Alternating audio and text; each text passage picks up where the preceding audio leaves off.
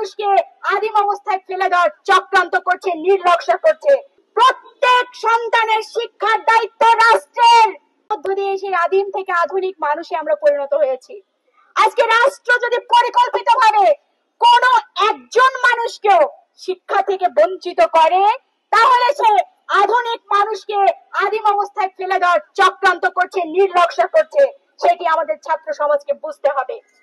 ফলে আজকে আমরা বলতে চাই, প্রত্যেক সন্তানের শিক্ষার দায়িত্ব রাষ্ট্রের। এই বাংলাদেশের আলো এবং বাতাসের মতো অবারিত হবে শিক্ষার অধিকার।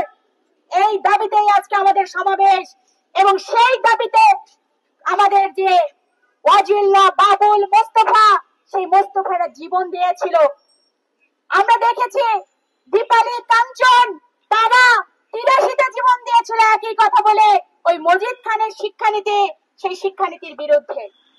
সংগ্রামী বন্ধুগণ, আজকে সেই পুনর্বার বলতে চাই, শিক্ষার আর্থিক দায়িত্ব সম্পূর্ণ রাষ্ট্রকে নিতে হবে। শিক্ষা কোনো পণ্য নয়, শিক্ষা আমাদের অধিকার।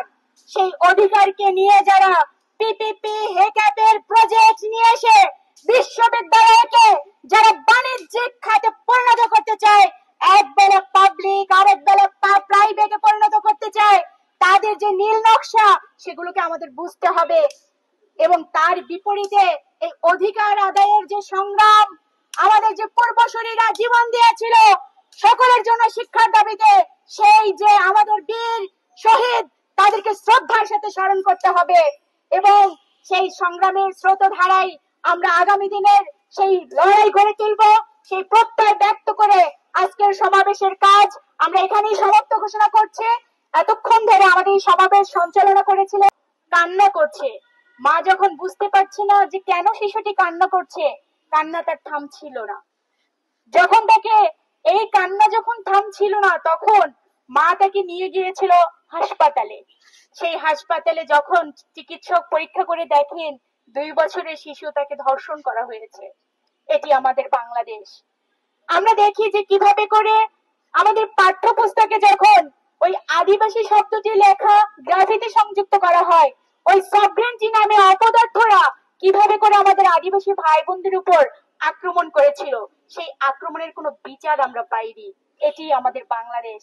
আমরা যখন দেখি যে এইচএসসি পরীক্ষার মতো একটি পাবলিক পরীক্ষা, যে পরীক্ষাকে বাতিল করে দেওয়া হলো একটি উশৃঙ্খল মবের মধ্য দিয়ে, কোন চিন্তাশীল মানুষ যিনি দায়িত্বে ছিলেন, শিক্ষা সচিব ছিলেন এবং শিক্ষা উপদেষ্টা ছিলেন, তারা দায় সারা গোছের সিদ্ধান্ত গ্রহণ করেছিলেন।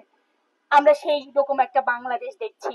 অথচ এই বাংলাদেশের চিত্রই শুধু শেষ কথা নয়, আমরা দেখেছি যে সর্বজনীন শিক্ষার দাবিতে বারে বারে এদেশের ছাত্ররা জীবন দিয়েছে।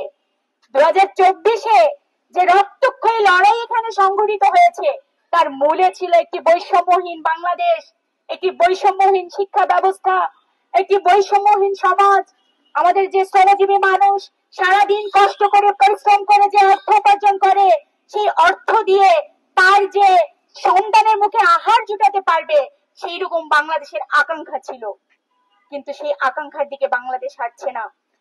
তো আজকেও যখন আমরা দেখছি আমাদের সদ্য 2টো নির্বাচন হয়ে গেল, সেই নির্বাচনে আপনারা অনেকের যদি ইশতেহার গুলো খেয়াল করেন, আপনারা দেখবেন সেই শরীফ কমিশনে যেরকম বলা হয়েছিল শিক্ষার দায়িত্ব কার, শিক্ষার দায়িত্ব কি রাষ্ট্রের নাকি ব্যক্তির, আজকেও কিন্তু আমরা অনেকের ইশতেহারে দেখি যে শিক্ষার দায়িত্ব রাষ্ট্রের হওয়ার প্রয়োজন নেই, আমি অনেক কিছু পারি, আমি অনেক কিছু করে দেব, এই ইশতেহার নিয়ে অনেকে হাজির হয়েছে।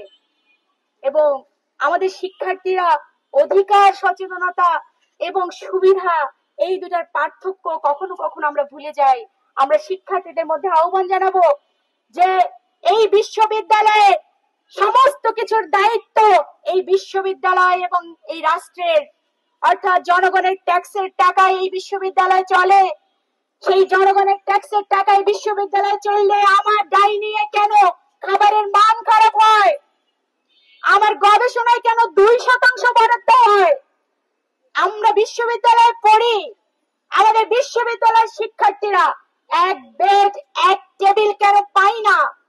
এগুলি কোনো ছাত্র সংগঠনের দায়িত্ব নয়, এগুলি কোনো গোষ্ঠীর দায়িত্ব নয়, এগুলি কোনো ব্যক্তির দায়িত্ব নয়, এটি সম্পূর্ণভাবে রাষ্ট্রের দায়িত্ব। যারা আজকে আস্ফালন করছেন আমরা এটা করে দেব, আমরা ওটা করে দেব, প্রকারান্তরে আজকে এই শিক্ষার অধিকার, সেই অধিকার থেকে মানুষকে বঞ্চিত করার একটা নীল নকশা তারা হাজির করছেন।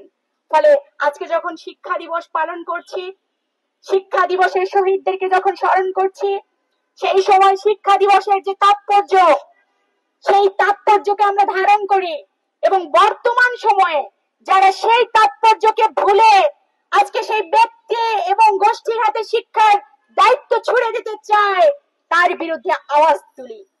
সেই জন্যই আজকে আমরা এখানে দাঁড়িয়েছি। আমরা বলতে চাই